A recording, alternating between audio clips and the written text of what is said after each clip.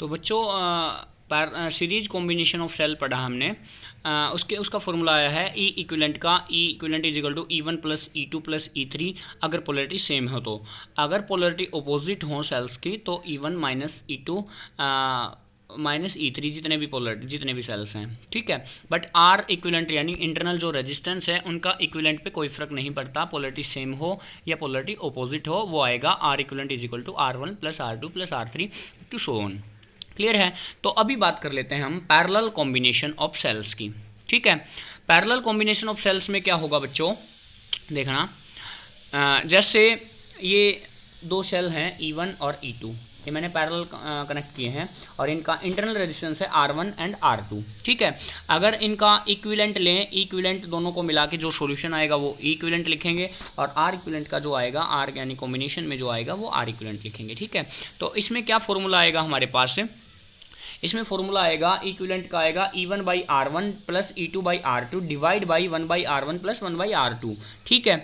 तो ये चीज़ आएगी। अगर पोलरिटी चेंज हो जाती है तो E1 by R1 minus E2 by R2 divide by 1 by R1 plus 1 by R2, क्योंकि रेजिस्टेंस में कोई चेंज नहीं आता है। और R इक्विवेलेंट क्या आएगा 1 by R1 plus 1 by R2। जैसे रेजिस्टेंस को आपने सीरीज पैरेलल में कनेक्ट किया था, रेजिस्टेंस वैसे ही आते जाएंगे, ठीक है। अच्छा, अब प्रूफ देखते हैं इसका कि प्रूफ कैसे इसका प्रूफ करेंगे। तो देखना बच्चों, मैंने E1 सेल लिया है, E2 सेल लिया है। अच्छा जी, मान लिया मैंने इस सेल से करंट निकाला I1, इस सेल से करंट निकाला I2 और इन दोनों का कॉम्बिनेशन क्या हो जाएगा I, और किसी एक्सटर्नल सर्किट में लगने के बाद फिर वापस कितना आएगा I ही वापस आएगा, ठीक है। यहाँ तक आपको क्लियर है पहले ही। तो I इज इक्वल टू हम क्या जानते हैं कि I यहाँ पे है क्या, I is equal to I1 plus I2, यानी I is the sum of I1 plus I2। तो इस पॉइंट को मैंने A माना, इस पॉइंट को मैंने X माना, इस पॉइंट को मैंने Y मान लिया, इस पॉइंट को मैंने P मान लिया, इस पॉइंट को मैंने Q मान लिया और इस पॉइंट को मैंने B मान लिया, ठीक है। तो ये पॉइंट्स हैं, कुछ भी पॉइंट मान लो। तो अगर मैं पाथ चूज करता हूँ A X Y B, ऊपर वाला A X Y B, ऐसे बी पे आता हूँ ऊपर वाला चूज करके, तो ए पॉइंट से चला हूँ तो वी ए लिखा। माइनस E1 सेल के नेगेटिव की तरफ जंप किया मैंने तो माइनस का E1 प्लस का I1 R1, क्योंकि करंट तो इधर गया हुआ है और मैं चलता हुआ कैसे जा रहा हूँ, पाथ इधर है मेरा, तो प्लस का I1 R1 is equal to कहाँ पे पहुँच गया मैं, वी बी के पास पहुँच गया, ठीक है। अच्छा जी, दूसरा तो इस वी बी को इधर ले, V A minus V B is equal to E1 को इधर लेके जाऊंगा तो E1 पॉजिटिव है और ये इधर गया तो माइनस का I1 R1 है। तो इसको क्या मानना है, टर्मिनल वोल्टेज यानी V is equal to E1 minus I1 R1, ठीक है। तो I1 यहाँ से उठाया मैंने तो I1 कितना आ जाएगा, E1 minus we divide by R1, ये I1 की वैल्यू आ गई, ठीक है। अच्छा जी, दूसरा पाथ चूज कीजिए।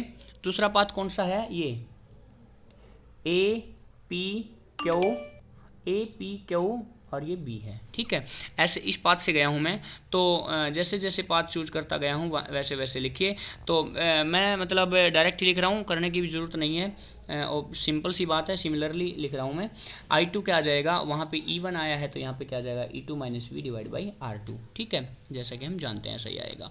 तो I is equal to I1 plus I2 था, तो I1 प्लस I2 था तो I1 की वैल्यू भी आ गई आपके पास, I2 की वैल्यू भी आ गई, दोनों को ऐड कर दीजिए। तो I is equal to E1 by R1 plus E2 by R2 minus V common और into 1 by R1 plus 1 by R2। यहाँ तक क्लियर है। उसके बाद क्या है कि देखिए V कॉमन लेके 1 by R1 plus 1 by R2 is equal to E1 by R1 plus E2 by R2 minus I, ठीक है। अच्छा जी, तो V को मैंने उठाया यहाँ से तो क्या हुआ, E1 by R1 plus E2 by R2, ये नीचे चला गया 1 by R1 plus 1 by R2 और माइनस I कॉमन होके ये इधर क्या है 1 divide by 1 by R1 plus 1 by R2। इसको कंपेयर कीजिए वही उसी इक्वेशन से, V is equal to E minus I R, तो इक्विवेलेंट ये हो जाएगा और R इक्विवेलेंट ये हो जाएगा, ठीक है। आगे समझ में, R इक्विवेलेंट ये हो जाएगा, क्योंकि इसको ये क्या चीज़ बताई मैंने कि ऐसे लिखा जाएगा, इसको इधर लेके जाओ और इसको नीचे लेके जाओ, ठीक है। तो 1 by R is equal to 1 by R1 plus 1 by R2, ठीक है।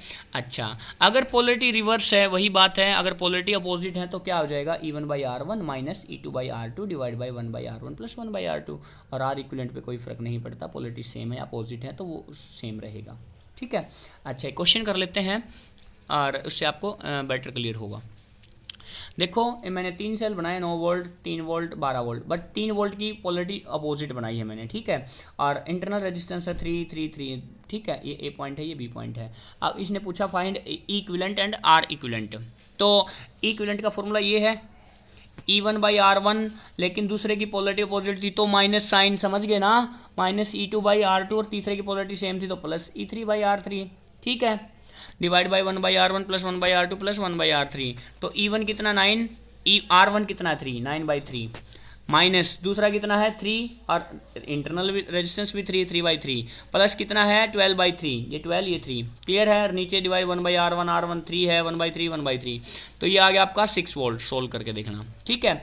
और इनका are equivalent 1/R1 plus 1/R2 plus 1/R3, ये कितना आ जाएगा 1 ओम आ जाएगा, ठीक है। एक क्वेश्चन और दे रहा हूँ, एक 6 वोल्ट का सेल है, इसका इंटरनल रेजिस्टेंस 1 ओम है, ऊपर 10 वोल्ट का सेल है, ईएमएफ है जिसकी, और इंटरनल रेजिस्टेंस 2 ओम है, नीचे क्या है ईएमएफ एक सेल की 4 वोल्ट है, और इसका इंटरनल रेजिस्टेंस 2 ओम, यानी ये पैरेलल है और ये इधर सीरीज मिक्स्ड ग्रुपिंग है, सीरीज में पैरेलल में भी है, ठीक है। अच्छा, इसको सोल्व करके देखना, आपको अच्छे से क्लियर हो जाएगा। अब बात कर लेते हैं मिक्स्ड ग्रुपिंग की, ठीक है। अगर सेल सीरीज में भी हो, पैरेलल में भी हो, यानी मिक्स्ड ग्रुपिंग हो, तो उसको कैसे सोल्व करेंगे, ठीक है। तो देखना आसान है, बिल्कुल कोई प्रॉब्लम नहीं है इसमें। अच्छा जी, ध्यान देना मेरी बात पे। तो मान लिया m रोज हैं सेल्स की, m रोज हैं सेल की, और ईच रो में n सेल्स हैं, भाई m रो हैं और हर एक रो में ना n सेल हैं, और सभी का ईएमएफ E है और इंटरनल रेजिस्टेंस R है। तो मैं डायग्राम बना रहा हूँ, पहले E ऐसे n बार जोड़ा है, ठीक है, n सेल हैं जिसका ईएमएफ E है, और R इंटरनल रेजिस्टेंस है, दूसरा भी ये सेम बनाया, तीसरा भी सेम बनाया, चौथा भी सेम, मतलब n है, मतलब ऐसे करके देखें तो m रोज हैं, और ऐसे ऐसे करके देखें तो क्या है n सेल्स कनेक्टेड हैं, ठीक है। तो ये इसको बोलते हैं मिक्स्ड ग्रुपिंग, ऐसे कनेक्ट कर लिया, ठीक है। तो एक बात पे ध्यान देना, अगर सेम ईएमएफ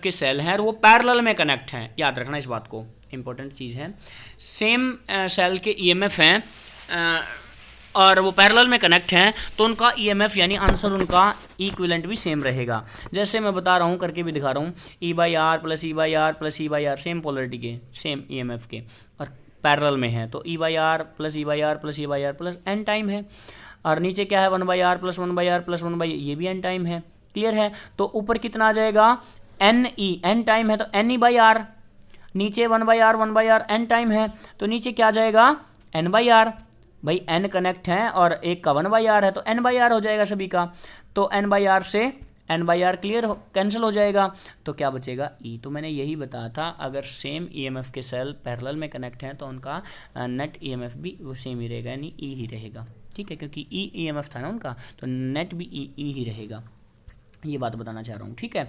अच्छा जी, तो फिर मैंने उसको ऐसे देखो, ऐसे कनेक्ट किया, NE, मतलब एक का ईएमएफ E है और n बार कनेक्ट है, तो कॉम्बिनेशन लिख रहा हूँ, यानी इक्विवेलेंट लिख रहा हूँ, और एक का रेजिस्टेंस R था तो R कितने टाइम कनेक्ट थे n बार, तो NR ऐसे कनेक्ट कर लिया, यानी सभी का रिजल्टेंट भी क्या आएगा NE ही आएगा, जैसा कि मैंने यहाँ पे करके बताया है, सभी का ईएमएफ कितना आएगा नेट NE आएगा, ठीक है। और R इक्विवेलेंट कैसे आएगा, R इक्विवेलेंट का वही वाला फॉर्मूला लगा सकते हैं, R/N, R मतलब NR, ठीक है, अरे टोटल रेजिस्टेंस NR कितने बार कनेक्ट है m बार, तो NR/m, क्लियर है, करके भी देख लो, 1/NR तो क्या हो जाएगा m/NR, तो क्या है ये 1/R आया था, तो R करेंगे तो NR/m आ जाएगा, ठीक है। तो याद रखना ये चीज़ें इंपॉर्टेंट हैं और बहुत ही आसान है, ठीक है। तो हमें क्या निकालना था, अगर मान ली इस क्वेश्चन में पूछे आपसे कि I निकालो, करंट निकालो, तो एक बार सभी को कनेक्ट करके देख लिया, तो NE तो इक्विवेलेंट ईएमएफ आ गया, और ये कितना आ गया NR/m आ गया, और एक R अगर एक्सटर्नल और लगा दिया जाए तो करंट कितना आएगा, मतलब कई तरह के क्वेश्चन मैंने एक ही क्वेश्चन में बताने की कोशिश करी है, ठीक है। तो I = ऊपर क्या है नेट पोटेंशियल डिफरेंस, यानी net EMF divide by net resistance, net EMF कितनी NE डिवाइड बाई ये क्या आ जाएगा R plus NR/m, m LCM लेके सोल्व करेंगे और m ऊपर जाएगा तो रिजल्ट क्या हो जाएगा MNE divide by MR plus NR। I hope आपको अच्छे से क्लियर हुआ होगा, नहीं क्लियर हुआ तो एक मैसेज छोड़ देना, मैं और बेटर तरीके से समझाने की आपको कोशिश करूँगा, ठीक है। Okay, thank you for this. अगर वीडियो आपको अच्छी लगी हो तो इसको प्लीज़ लाइक कर देना।